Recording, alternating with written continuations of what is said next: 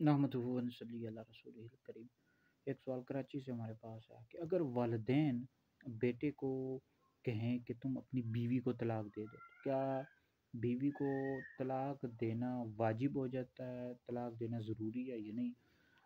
देखें, इसमें दो सूरतें हैं। पहली सूरत यह है कि अगर वालिदैन हक पर हों, बीवी की तरफ से कोई कसूर हो, यानी बीवी ने कोई गलती कोताही की है और कोई ऐसा मामला है कि जिसकी वजह से वालिदैन कह रहे हैं कि अपनी बीवी को तलाक दे दो, वालिदैन हक पर हैं, तो बीवी को तलाक देना फिर वाजिब है, ज़रूरी है। आप बीवी को तलाक दे दें, क्योंकि वालिदैन की नाफरमानी करना गुनाह है।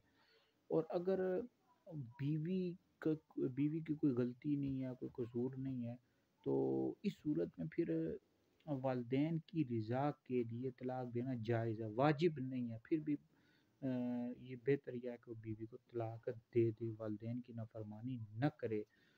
और अगर वालिदैन हक पर नहीं है और वो अपनी बीवी को तलाक दे देता है, यानी बीवी का कोई कसूर नहीं है, तो आखिरत में जो पकड़ होगी ये तो वालिदैन की होगी, बेटे की नहीं होगी। बेटा जो है ये शरई तौर पर ये मातूब नहीं होगा, क्योंकि उसने वालिदैन की इताअत की है। बहरहाल ये है कि इस सूरत में अगर इसमें यही बेहतर ये होता है कि अगर वालिदैन कहें माँ के कि बीवी को तलाक दे दो, तो वालिदैन को माँ बाप को समझाना चाहिए।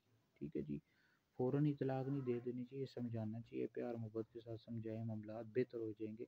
लेकिन बहरहाल अगर वालिदैन हक पर हैं और बीवी के मामलात दुरुस्त नहीं हैं, तो फिर तलाक देना वाजिब है, वालिदैन कह रहे हैं। अगर बीवी के मामलात ठीक है और माँ बाप वैसे ही कह रहे हैं, तो फिर भी वालिदैन की इताअत करे, बेहतर है तलाक दे दे।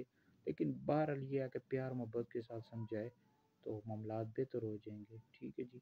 तो बहरहाल चूँकि वालिदैन की इताअत करना ये वाजिब है, ज़रूरी है। लेकिन याद रखें, वालिदैन की इताअत उन मामलात में की जाएगी जिनमें अल्लाह रसूल की नाफरमानी न हो। जहाँ पर अल्लाह रसूल की नाफरमानी हो, वहाँ पर वालिदैन की इताअत नहीं की जाएगी।